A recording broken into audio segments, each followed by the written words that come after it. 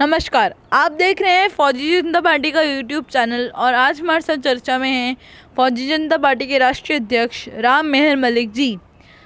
तो 3 महीनों से ज़्यादा हो चुके हैं किसानों को बॉर्डरों पे डटे और सरकार ने उनके लिए कुछ नहीं सोचा था अभी तक। उन 11 मीटिंगों के बाद अभी तक कुछ नहीं सोचा था सरकार ने, पर अभी हाल में कृषि मंत्री ने मीटिंग के लिए सोची है, मीटिंग की बात सोची है। तो आप इसको किस नज़रिए से देखते हैं? देखिए, ये मैं पहली बात तो मैं ये कहना चाहूँगा, कृषि मंत्री बिल्कुल कॉम्पिटेंट है नहीं, बिल्कुल है नहीं, इनके हाथ में कुछ है नहीं। ये केवल टाइम पास कर रहे हैं, मीटिंग का कोई मकसद नहीं है। वरना ये कोई मैथमेटिक्स के इतने डिफ़िकल्ट सवाल नहीं थे जिसको निकालने में इतना समय लग गया, बहुत मुश्किल हो रही है, कोचिंग लेनी पड़ेगी। ये केवल उद्योग घरानों ने इनको ये बिल दे दिए थे बना करके कि भी इनको पास करो, क्योंकि देश की ज़मीन उनके हवाले करनी थी और किसानों को ये चीज़ रास नहीं आई है। किसान अपनी खून पसीने की कमाई को कैसे सौंप देंगे उनको? चंद उद्योग घरानों को क्यों सौंप देंगे? कौन लगते हैं वो देश के? क्या औकात है इनकी? तो यही कारण है कि 11 मीटिंग में कोई डिसीजन नहीं हुआ है और 11वीं मीटिंग 22 जनवरी को हुई थी। उसके बाद अब देख लीजिए 1 महीने से भी ज़्यादा समय हो गया है, लेकिन सरकार जगी नहीं है।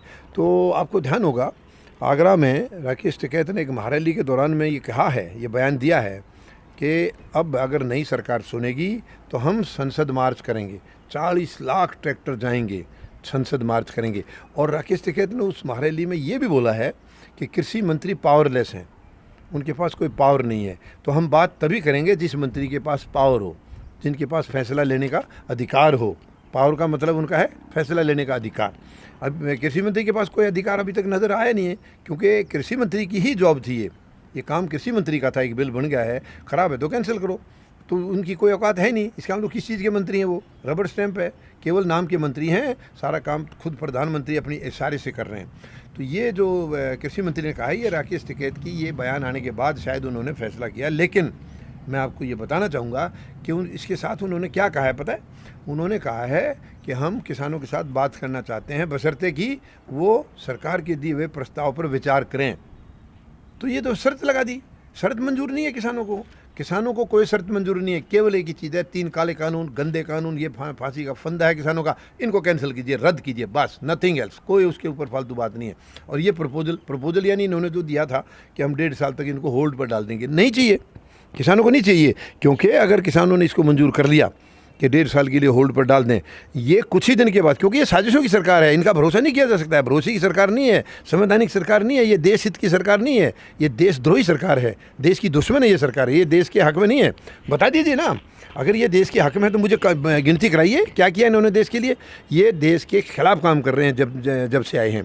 तो ये एक्चुअली इनका एक ही मकसद है कि 3 जो चाहते हैं इनके उद्योग घराने, ये उनको आबाद करना चाह रहे हैं, पूरा देश उनके हवाले करना चाह रहे हैं, लेकिन किसान ऐसा नहीं होने देंगे।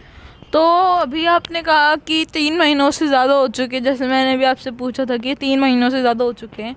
तो 3 महीने से ज़्यादा हो चुके हैं और 250 से ज़्यादा मौतें हो चुकी हैं।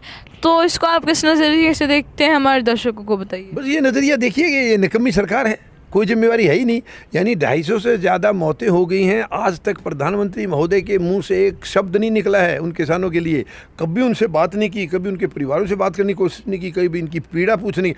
चलो बाकी किसानों का नहीं पूछ रहे थे, लेकिन जो इस धरती से विदा हो गए हैं, दुनिया छोड़ के चले गए, उनके परिवारों के साथ तो थोड़ी बहुत कुछ संवेदना दिखा देते, उनसे तो कुछ हमदर्दी दिखाते, उनसे तो बात करते, या उनसे तो पूछते कि हम क्या क्या मदद कर सकते हैं आपकी। कोई नहीं, एक शब्द भी नहीं कहा इन्होंने।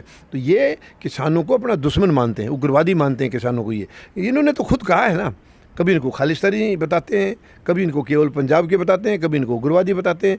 तो प्रधानमंत्री महोदय के विचार, इनकी मंशा जो इनके हैं वही इनकी सरकार के हैं, सरकार के विचार वही हैं जो प्रधानमंत्री के हैं। क्योंकि ये वन मैन शो है, तानाशाही की सरकार है, जो वो बोलेंगे। आज किसी मंत्री की औकात नहीं है कि प्रधानमंत्री की बात को काट दें, ऐसे थोड़ी होता है। यानी कि जो गलत है तो गलत है, सही है तो सही है, सही बात को मानो, गलत के लिए मना करो।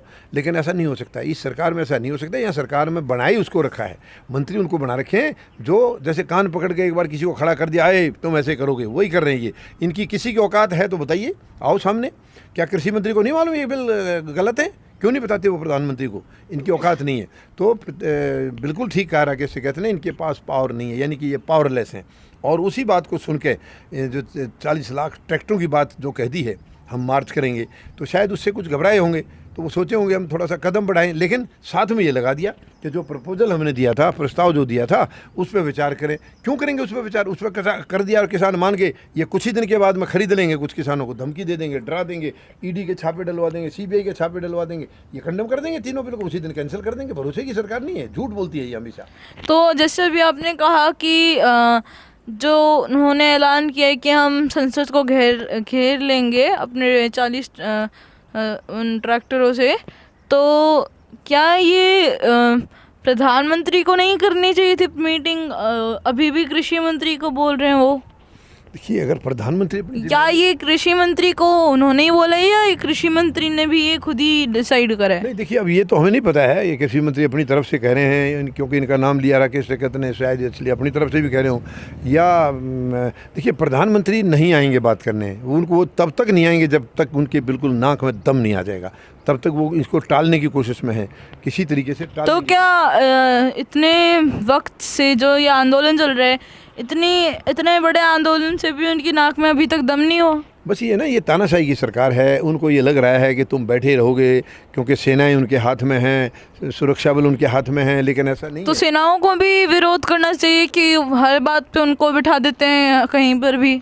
नहीं, देखिए गलत है, ये बिल्कुल गलत है। हर बात पर सेनाओं का ये काम नहीं है, लेकिन क्या करें, वो सेना यूनिफॉर्म वाले हैं, अनुशासन है, और सरकार गलत या सही जो भी जवाब दे वो मजबूरी में मानते हैं वो, क्योंकि यूनिफॉर्म वाले हैं, उनके ऊपर बहुत सारे नियम लागू हैं, इसलिए मजबूरी है। लेकिन ये है कि तानाशाही सरकार अगर बार बार तंग करेगी तो हो सकता है सेनाओं को भी इस बात की दिक्कत हो जाए, और वो भी इंसान हैं, उनका भी धैर्य जवाब दे सकता है। अगर ऐसा हो गया तो देश का बहुत बड़ा दुर्भाग्य होगा। तो ये सरकार को सोचना चाहिए, तुरंत किसानों की समस्या सुन करके, समस्या क्या सुना हुआ है उन्होंने, उनको पता है ये काले कानून को रद्द कराने आए हैं, एमएसपी का लीगलाइज तरीके से कानून बनवाने आए हैं, प्लस जो है स्वामीनाथन रिपोर्ट को लागू कराने आए हैं, उसको करिए फटाफट। तो जो पहले पंजाब और हरियाणा में करीब करीब 2 महीनों के लिए जो आंदोलन हुआ, तो उन्होंने, किसानों ने ये सोचा कि शायद हम दूसरी स्टेट से बोल रहे हैं इसलिए प्रधानमंत्री को सुन नहीं रहे, तो वो फिर दिल्ली में आ रहे थे, तो दिल्ली में भी उनको रोका गया, बॉर्डरों पे छोड़ दिया गया।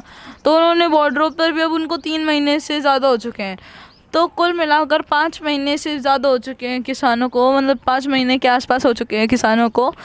तो क्या 5 महीने के आंदोलन से भी जो ये सरकार है, केंद्र सरकार है, ये अभी भी नहीं समझी कि इनको हटाना चाहिए? देखिए, ये समझता वही है जिसके अंदर जिम्मेवारी का एहसास हो, जिनके अंदर अपने फ़र्ज़ का एहसास हो कि उनका क्या फ़र्ज़ है, वो किस लिए बैठे हैं।